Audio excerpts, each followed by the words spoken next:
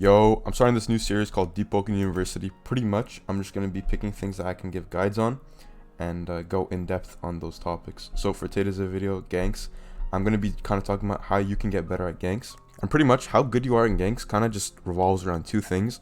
Number one, your build. Ganks are very build reliant. And number two, your kind of game sense as a whole. To start off with builds, how you make a good gank build, like a really good one, kind of breaks down to three things. Number one, support ability, mobility, and then burst ability.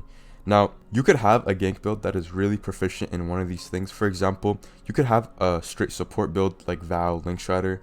You could have a mobility build, hence people like track stars. And then you could have obviously a build that just does really good damage. But if your build just goes into one of these things, it'll be kind of lackluster. Instead, a really good gank build kind of consists of a lot of these things together. So for example, to be an actual good support, you always need a lot of mobility. And this is because as a support, you don't really do good damage and you're usually not that tanky, which forces you to kind of run away and juggle around the map. And a lot of mobility along with support allows you to be a good support. So that's just an example. I'm not going to go really in depth on how to make a really good gank build as to like what stats you would go, but general rule of thumb, Gale is really good for ganks because of mobility and damage it does. Star Kindred is really good. Jet Striker is good. Salt Chemist obviously is really good right now. And in terms of other attunements, like I said, Gale, Iron Sting after the new mantra they added is good in ganks. Thunder is good in ganks. Frost Draw is good in ganks. You really, honestly, like, I'm naming a lot of these mantras. You can't go wrong with a lot of the mantras or attunements in ganks. It just really depends on your build and how you construct it. Like I said, as long as you have good mobility, good damage, you're kind of set. I'm going to be honest. That's really all you need. The second main way you could be good at ganks, in my opinion, is just as important, but I do think how good your build kind of outweighs it, is game sense and comms. Now, when I say game sense, I'm kind of talking about positioning, who to fight, and like when to fight them. So this is assuming you're in a large scale gank, like at least 6v6, but knowing where to fight is really important because you need to position yourself well around your team and people you're ganking with. So you can't, for example, you can't be fighting somebody at Etris Bridge or next to Etris whilst your team or rest of your people you're ganking with is at Nomad. There's just too much space in between there. And if you were, for example, to get the person you're fighting low, or if you were to get low yourself, nobody can help you because you're across the map. And if people were to rotate onto you, you wouldn't be able to get help because, again, your teammates are too far. And now you're in a bad situation, for example, 2v1, 3v1. So number one, positioning is really important. And number two, knowing when to take a fight. Now, what I mean by this is knowing what to prioritize. For example, if your teammate is really low, like let's say he's a bar, okay?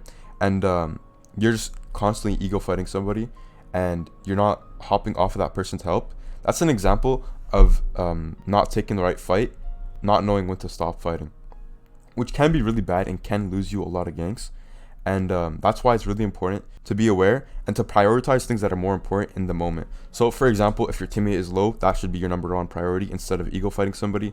Number two, if your team has somebody low and everybody's trying to jump on them, that's another example of a time you should hop off of your fight to help your team. Even if your fight is like, for example, you think the other person is 3 bars and you're just in even 1v1, that'd still be a time where you would hop out of that fight to help your team.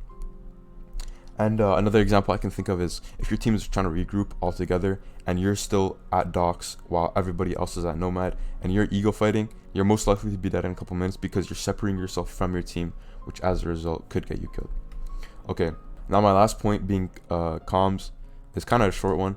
Comms is kind of just your ability to like talk if you're in a VC. Really, calming in a gank is really easy in Deepwoken. Like it's compared to a lot of like strategical like 5v5 tac shooters or games like that. Calming in Deepwoken is really easy. You really just need to calm like a couple things. Number one, your HP. Number two, where you are. And number three, who you're fighting. That's literally it. Or there are a set occasions where if I have somebody really low, I'd calm instead where I am and how low they are, or if I know, or like who they are. And that's really it. Another part of comms is knowing when to talk. Believe it or not, but like a lot of the best players in the game struggle with comms a lot, even though it is really easy. And this is because they just talk about the wrong things. So a lot of people struggle with this, but In my opinion, it is really easy to have really clear comms. You just have to not talk a lot, and you just need to talk about the right things. But yeah, that's pretty much it. Leave a like and subscribe. Peace out.